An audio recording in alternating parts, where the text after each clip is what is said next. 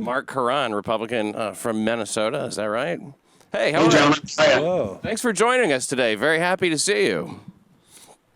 Great to be here. Yeah, you have been involved in sort of a daycare slush fund scandal there involving it's the Somali population. Oh, I have heard about this. Yeah, fill us in a little bit on where that's at, if you don't mind. I'd love to hear about that. We're not focused on specific population, but what we're focused on is the is fraud specifically. And so in Minnesota, in the last year and a half, actually came on, well, heck, since I got here, 2016, I was elected 2017, fraud's become a big issue. We have the Child Care Assistance Program, known as CCAP, and some highly skeptical investigations going on, or a lack of investigations. And so we've had a battle within the state trying to understand, do we even know the level of fraud? The agency themselves have admitted to the agency's admitted to $77 million in fraud identified, unable to prosecute them. So we stopped that, right? The problem is we didn't prosecute because the agency's been incompetent in processing or managing the daily activities of enrollment, who's qualified, inspections. And so they said, well, we stopped it. Well, that's $77 million that should go to families in need, actual need. Yes. Well, Since then, we've had an extraordinary amount of light shined on it, and the agency still is blocking and willfully neglecting to tell us what's actually going on. Well, can you describe the process of so it's like a family owns a house and then they hire themselves to watch their own kids, so they get money from the government to watch their own kids, kind of thing? The scenario that's in the investigative reports appears to be these are typically larger facilities, so not typically in a house, but a rented business facility. Okay. And so, yeah, at a larger scale than a mom and pop shop. I'm sure there's fraud in the mom and pops and potentially, but nothing to the scale that we've seen at these larger ones. So these facilities then, yes, they bring in families, and what the investigations show is that many of the families bring their kids and sign them up, but yet they don't typically stay in the daycare. In the investigative reports, they show that those families receive kickbacks and very detailed conversations with the daycare providers that, well, it's important to get these kickbacks to get these families to participate. And then in some cases, they actually hire the family members on as childcare providers. That certainly is not the intent of this program. And throughout the work that I've been working on and the investigative reports have shown that the actual investigators themselves, and we're talking about just one program, that believe that at least 50% of it, almost 112 million of the $244 million, are suspect, if not all fraudulent. my gosh. And so if I understand you correctly, then the parents of a kid would receive money both from the kickback that they would receive from the facility and potentially becoming employed by the facility. So they're double dipping on the fraud. And I thought they get welfare too. Well, I don't know. Well, that's the part that, to put the comprehensive story together is that's just one level of benefit, right? That's just the Child Care Assistance Program. They may be eligible for one or many other programs that are available. So when you look at it, it's a big dollar. And what we want to know is are the dollars going to where they should go? People that are out working, we're trying to supplement, get them into the workforce. Yeah, and in this case, if you look at out of the $244 million in Minnesota, $210 million of that is in the 7-county metro area, right around St. Paul, Minneapolis. $210 million of the entire program. 30,000 kids are typically enrolled in that on an annual basis. May I ask?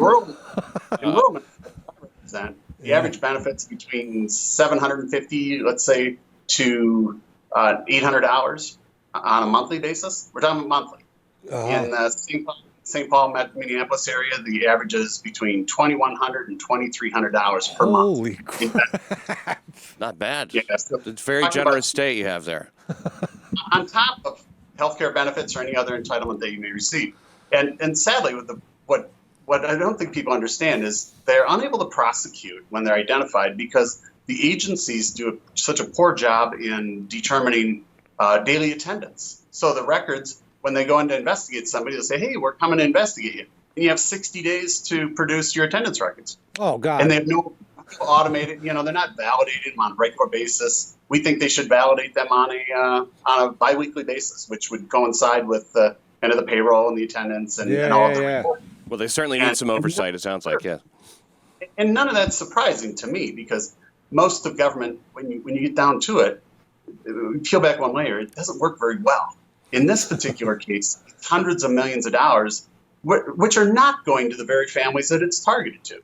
And when you realize that $77 million, yeah, we stopped it. $77 million went out the door. Today, the agency's very own investigators believe that it's up and up, $110, $112 million, suspect or highly suspect. And so in the agency, you know what they did? Their response to it was, let's hire somebody, a private company, to discredit our own investigators. Oh, my God. Well, it's a step in the right direction in terms of who you're hiring, I would say, maybe.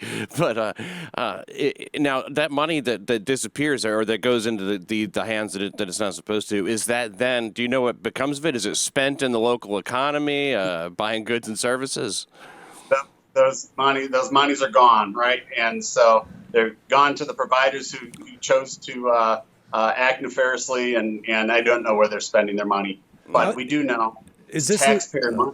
Yeah, absolutely. Is this a group of people that just found like some loophole in a thing and are greedy and just trying to get what they can? Or is it some person or a group saying this is the way to get money if you do this, and they're teaching people how to get into this system? My personal opinion is it's extensive. The work I've done since the identification of just the child care assistance program, we have two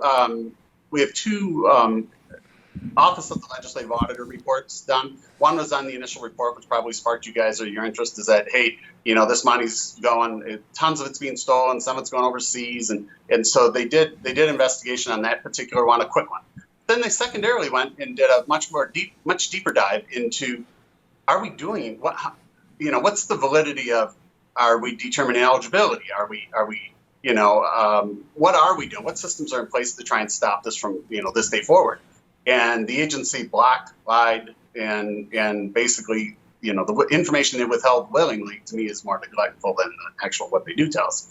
And so that report, giving them the benefit of the doubt, still shines a horrible light.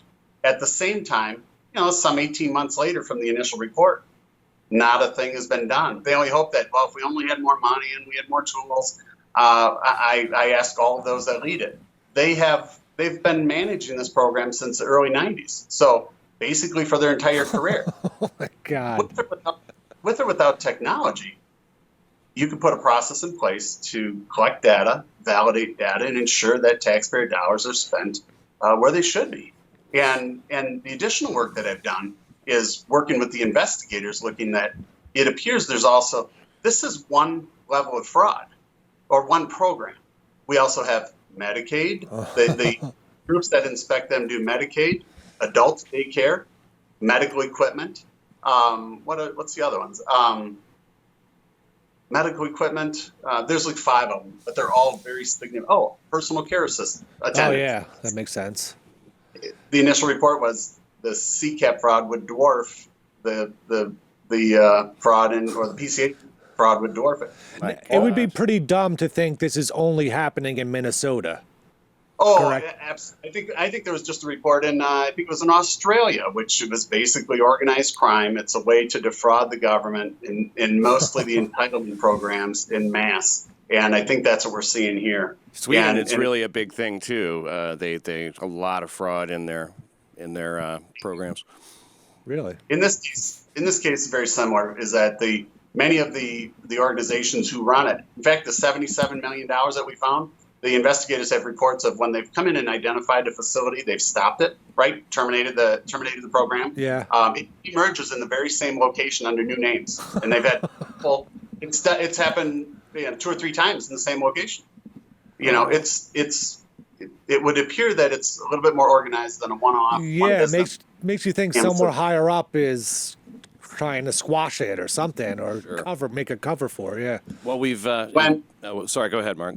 Now, when in my conversations with investigators, it appears they're also willfully holding or willfully redirecting the resources when they do identify fraud that would lead to a much larger scale. Say a daycare fraud, which leads to a company who has a relationship in the personal care field, adult daycare, and that they're being pushed off and saying, you've got enough on your plate. You need to move aside and, let us take care of this. We'll refer it off onto the Bureau of Criminal Apprehension and we'll take care of it. Well, the reality is it's not being done. It seems as if that should be sort of a crime too. They have that firewall built in there. I mean, whoever's facilitating that, even though that seems like a bad thing. I mean, the law should toughen up a little bit on these things. I didn't know you were coming on today, and I heard about this story maybe 2-3 months ago, and I was like, wow, this is. And I remember reading a long article about it. And it was like. And now to know that nothing has happened about it since then. And it was like so obvious in the article, all the research they did and everything, that all this corruption was going on. And very clearly there. Nothing ever happens with these things. There's no finality. No one ever goes to jail. No one. It gets even better. On the last legislative session, knowing all this is occurring and nothing's been done, the governor and some of the legislature wanted to increase the program by $40 to $60 million. They're all for fraud. They love fraud. It is a challenge, and so for me, we have to resolve this. We don't care where fraud leads to. It doesn't matter where it's done. It needs to be taken care of. But the agency themselves, I think the one part people don't understand is because of fraud in 2011 or 12. I think there was legislation passed to create the Office of the Inspector General for the sole purpose of identifying, investigating, prosecuting fraud. But it's housed within the Department of Human Services. So you have a conflict. That agency still licenses daycares. And of course. So you have the fox managing the hen house, and so we called for the resignation of the Inspector General. She's been on temporary administrative paid leave for some 6 months, 8 months now. And, it's the dereliction of duty is horrible. And we don't need an investigation. She failed. She hadn't met. When we met with her, it was a year after the report came out.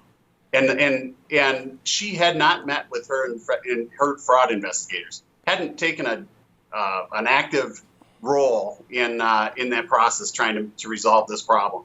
And so with that, to me, is a dereliction of duties. It's been a known problem for very long, so much so they created the very office she occupied. And she's the one there to take care of it, boy. We have to go. We're out of time. But thanks so much for coming and telling us about this, Mark. And we really appreciate your time and your efforts, too, to get this straightened out. What's the next step?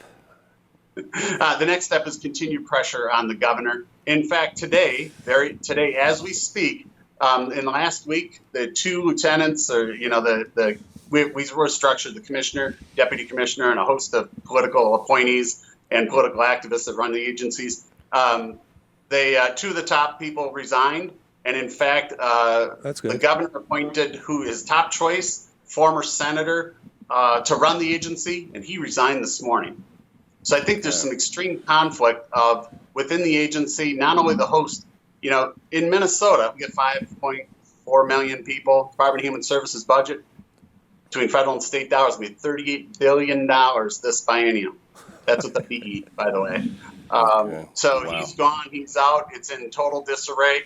We have to bring control. We have to separate the Office of the Inspector General. We'll probably put it into the Bureau of Criminal Apprehension so they can focus on and actually do their job. But that won't solve it alone. The agency, we have to get them to function and provide records and a historical perspective. So when an investigation occurs, you can actually criminally prosecute the people that are suspect instead of just stopping this horrible flood of money out of there. I feel like it's a pipe dream, though. It's all part of making America great again. Yeah. All this nuts and bolts. A good step forward. Yeah. Well, have a great day. Thanks again, Mark, for coming. We really appreciate it. Mark Koran, state senator there in Minnesota. Wow, that's information that was. He jumped off that Somali thing quick, didn't he?